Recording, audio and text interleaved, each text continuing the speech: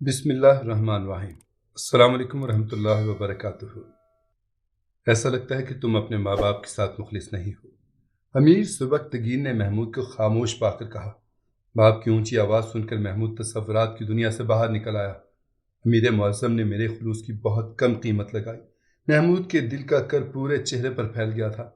تمہارے چہرے کا رنگ اور تذبذب کی یہ کیفیت چیخ چیخ کر کہہ رہے ہیں کہ تمہیں فیصلہ کرنے میں دشواری ہو رہی ہے۔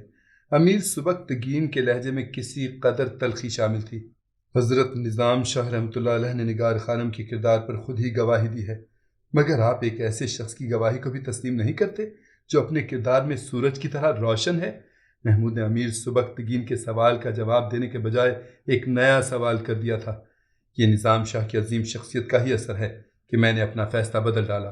امیر غزنی کے لہجے کی تیزی کچھ اور نمایاں ہو گئی تھی، ورنہ ساری دنیا جانتی ہے کہ سبکتگین اپنے فیصلے کو تبدیل نہیں کرتا، مگر تم اس موقع پر نظام شاہ کی گواہی کو درمیان میں کیوں لے آئے؟ تمہیں تو بس ایک ہی فیصلہ کرنا ہے کہ نگار خانم کی مستقل جدائی یا ماں باپ کی غربت۔ امیر سبکتگین محمود کے دل کی حالت کو سمجھ رہا تھا، اس لیے اس نے سخت لہجہ اختیار کرتے ہوئے کہا، اگر میں اپنے ذہن سے ہمیشہ کے لیے نگار خانم کا تصور نکال دوں تو کیا آپ میرے اس عمل سے راضی ہو جائیں گے؟ محمود نے بڑی جرأت اور بے باکی کے ساتھ اپنے اصول پرست باپ سے سوال کیا۔ ہاں بیٹے، اگر تم اس امتحان سے گزر گئے تو میں راضی ہو جاؤں گا، امیر سبکتگین نے ایک حکمران کے لہجے میں کہا۔ تو پھر آپ مجھ سے راضی ہو جائیے کہ میں نے اپنے دل کا خون کر کے اطاعت و فرما برداری کی رسم کو نئی زندگی بخش دی۔ یہ کہتے کہتے محمود کے چہرے پر عجیب سی ویرانی برسنے لگی تھی۔ امیر سبکتگین بے اختیار آگے بڑھا اور محمود کی پیشانی پر بوسہ دیتے ہوئے کہا، مرحبا فرزند مرحبا۔ امیر غزنی کے لہجے سے ناقابل بیان خوشی کا اظہار ہو رہا تھا۔ مجھے یہی امید تھی کہ اہل وفا کا یہی کردار ہوتا ہے۔ محمود نے جواب میں کچھ نہیں کہا اور خاموشی سے سر جھکائے باہر نکل گیا۔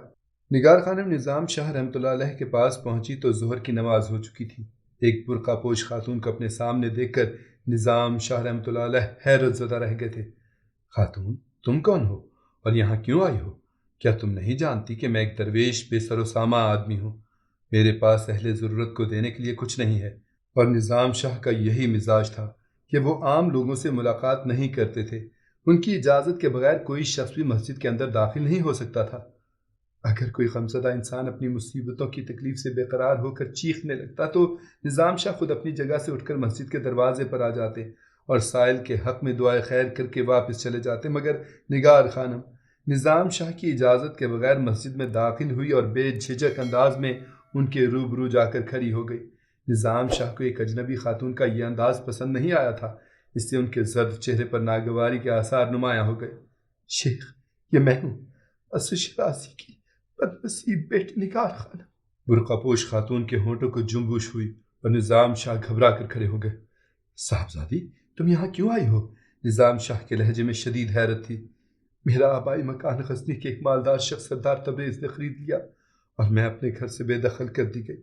نگار خانم ٹھہر ٹھہر کر بول رہی تھی اور اس کے لہجے میں خوف و ہراس کا شائبہ تک نہ تھا۔ اب میں کھلے آسمان تلے تنہا کھڑی ہوں، مجھے سر چھپانے کے لیے ایک سائبان چاہیے اور اس شہر میں آپ کے سوا میرا کوئی شناسہ نہیں۔ آپ کی عبادت و ریاضت میں خلل ڈالنے پر بہت شرمندہ ہوں، مگر میں کیا کرتی کہ آپ کو اطلاع دینا بھی ضروری تھا۔ نگار خانم کی جان گداز رودات سن کر نظام شاہ کے تابناک چہرے پر اذیت و کرب کا دھواں پھیلنے لگا۔ ان بے رحم لوگوں نے تیرے سر سے یہ سایہ بھی چھین لیا؟ کیا یہ احمق و نادان اینٹوں اور پتھروں کے اس انبار کو اٹھا کر اپنی قبروں میں لے جائیں گے؟ نظام شاہ کے لہجے سے دل کا سوز نہاں جھلک رہا تھا۔ تجھے میرے پاس ہی آنا چاہیے تھا کہ اس شہر میں میرے سوا تجھے کوئی نہیں پہچانتا۔ میں بہت خوش ہوں کہ تو نے اس رشتے کی اہمیت کو پوری سچائی کے ساتھ محسوس کیا۔ یہ کہہ کر نظام شاہ نے اپنا کمبل کاندھے پر ڈالا اور نگار خانم کو اپنے پیچھے آنے کا اشارہ کرتے ہوئے مسجد سے باہر نکلے۔ راستہ چلنے والے لوگوں نے ایک برقع پوش خاتون کو نظام شاہ رحمۃ اللہ علیہ کے ساتھ جاتے ہوئے بڑی حیرت سے دیکھا، مگر کسی کو کچھ پوچھنے کی جرت نہ ہو سکی۔ نظام شاہ علیہ الرحمہ تیز قدموں سے چلنے کے عادی تھے، مگر نگار خانم کی وجہ سے وہ چلتے چلتے اچانک رک جاتے تھے۔ پھر کئی گلیاں عبور کرنے کے بعد نظام شاہ رحمۃ اللہ علیہ ایک معمولی سے مکان کے سامنے ٹھہر گئے اور بلند آواز میں پکار کر بولے، احمد سالار۔ دوسرے ہی لمحے دروازہ کھلا اور ایک 8 سالہ بچہ باہر آیا۔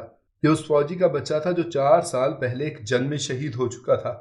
اور جس کی ماں کے اصرار پر نظام شاہ نے اس یتیم بچے کی تعلیم و تربیت کی ذمہ داری اپنے سر لے لی تھی۔ اپنے استاد کو دیکھ کر احمد سالار مؤدب ہو گیا۔ اپنی ماں سے کہو کہ نظام شاہ آیا ہے۔ احمد سالار کی ماں پہلے ہی نظام شاہ کی آواز سن کر دروازے کے قریب آ گئی تھی۔ بھائی آپ اندر تشریف لے آئیں۔ نظام شاہ نگار خانم کو لے کر مکان کے اندر داخل ہوئے۔ احمد سالار کی ماں نے نظام شاہ کے بیٹھنے کے لیے ایک صاف چادر لکڑی کے تخت پر بچھا دی، مگر نظام شاہ رحمۃ اللہ علیہ نے کھڑے کھڑے کہا، بہن میں بیٹھوں گا نہیں، اس لڑکی کو تمہارے پاس چھوڑنے آیا ہوں۔ نظام شاہ نے نگار خانم کی طرف اشارہ کرتے ہوئے کہا، یہ غزنی کے ایک معزز شخص اسد شیرازی کی بیٹی ہے، اس کی سچائی نے اسے گھر سے بے گھر بنا دیا ہے۔ یہ کہہ کر نظام شاہ نے نگار خانم کے سر پر ہاتھ رکھ دیا۔ میری کوئی بیوی نہیں، کوئی اولاد نہیں، مگر نگار خانم میری بیٹی ہے، اس کا خیال رکھنا۔ احمد سالار کی ماں نے آگے بڑھ کر نگار خانم کو گلے سے لگا لیا۔ یہ آپ کی طرح میری بھی بیٹی ہے، میں اس کی کفالت کا ذمہ دار ہوں۔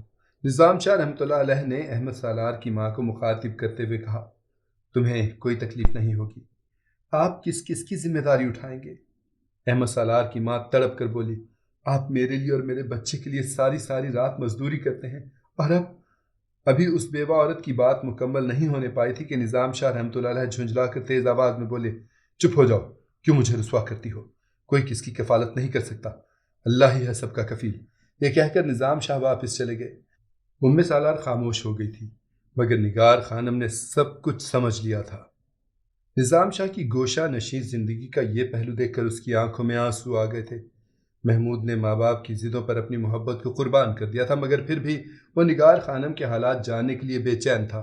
آخر کئی دن کی دوڑ دھوپ کے بعد محمود کے مخبروں نے اسے خبر دی کہ نگار خانم اپنے مکان سے نکل کر پہلے نظام شاہ کے پاس پہنچی تھی اور پھر نظام شاہ نے اسے ایک بیوہ کے گھر منتقل کر دیا تھا۔ محمود یہ اطلاع پاتے ہی قصر شاہی سے نکلا اور سابق فوجی کے مکان کی طرف روانہ ہو گیا، مگر گھر کے قریب پہنچ کر اسے خیال آیا کہ اس طرح نگار خانم سے ملنا مناسب نہیں۔ یہ سوچ کر وہ نظام شاہ کی خدمت میں حاضر ہوا۔ نظام شاہ رحمۃ اللہ علیہ نے حسب معمول کھڑے ہو کر محمود کا استقبال کیا۔ اب محمود بھی اس راز سے باخبر ہو گیا تھا کہ نظام شاہ کسی کے سامنے اس طرح کھڑے نہیں ہوتے۔ شیخ آخر کیا بات ہے کہ آپ مجھے دیکھ کر کھڑے ہو جاتے ہیں؟ نظام شاہ رحمۃ اللہ علیہ مسکرائے، بس یہی جی چاہتا ہے سو کھڑا ہو جاتا ہوں، میرے بیٹھنے اور کھڑے ہونے سے کیا فرق پڑتا ہے؟ نظام شاہ علیہ الرحمہ نے محمود کے سوال کو نظر انداز کر دیا تھا۔ اگر آپ اجازت دیں تو میں نگار خانم سے ملنا چاہتا ہوں، محمود نے جھجکتے ہوئے کہا۔ اب اس سے مل کر کیا کرو گے؟ نظام شاہ علیہ الرحمہ نے سرسری انداز میں پوچھا۔ شیخ آپ جانتے ہیں میں نے بہت کوشش کی تھی۔ یہ کہتے کہتے محمود کی آنکھوں میں آنسو آ گئے۔ میں پاپا جان اور والدہ محترم کے حکم سے مجبور ہو گیا، انہوں نے مجھ سے اپنے حقوق طلب کیے تھے۔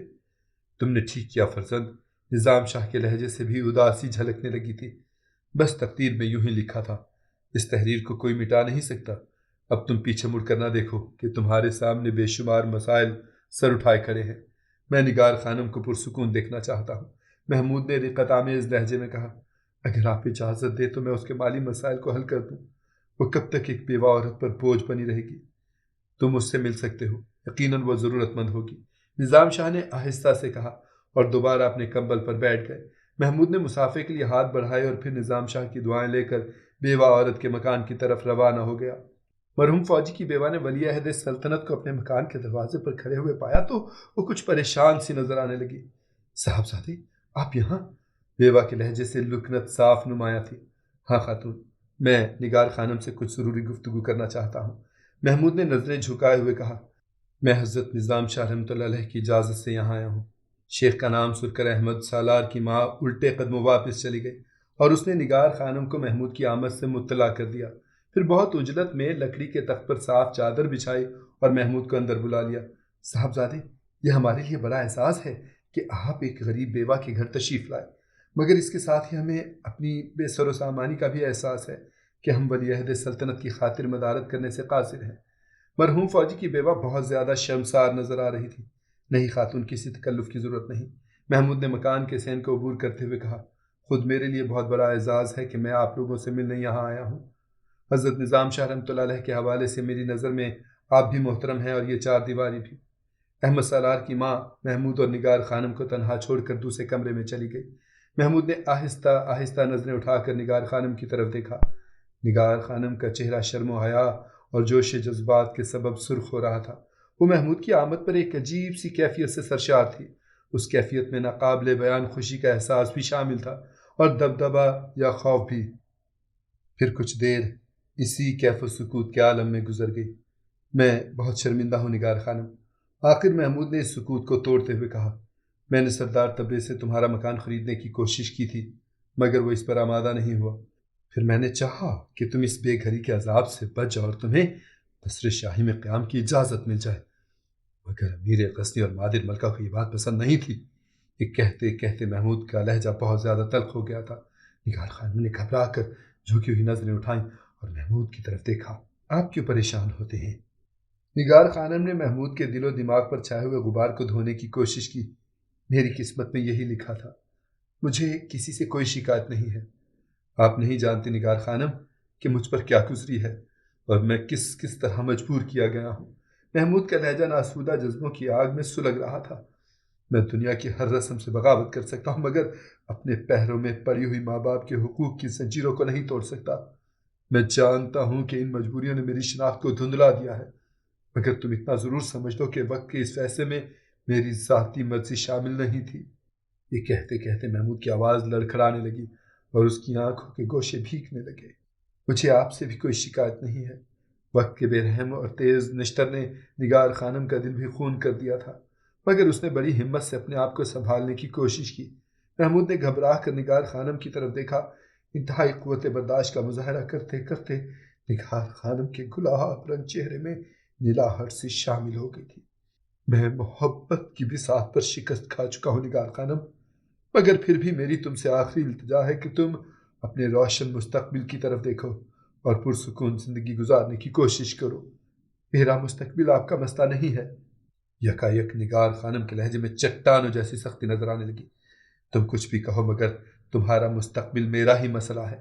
یہ کہتے ہوئے محمود نے اپنے پیرہن کی جیب سے ایک اشرفیوں سے بھری ہوئی تھیلی نکالی اور اسے نگار خانم کی طرف بڑھاتے ہوئے بولا، میری گزارش ہے کہ تم اسے قبول کر لو۔ یہ کیا ہے؟ نگار خانم کی صاف و شفاف اور کشادہ پیشانی پر کئی لکیریں نمودار ہو گئیں۔ یہ ایک حقیر سی نظر ہے جو تمہارے آلے وقت میں کام آئے گی۔ محمود نے درخواست گزار لہجے میں کہا۔ غزنی کے ولی عہد کو معلوم ہونا چاہیے کہ اب میں حضرت نظام شاہ کی بیٹی ہوں اور نظام شاہ کسی امیر کی نظر قبول نہیں کرتے۔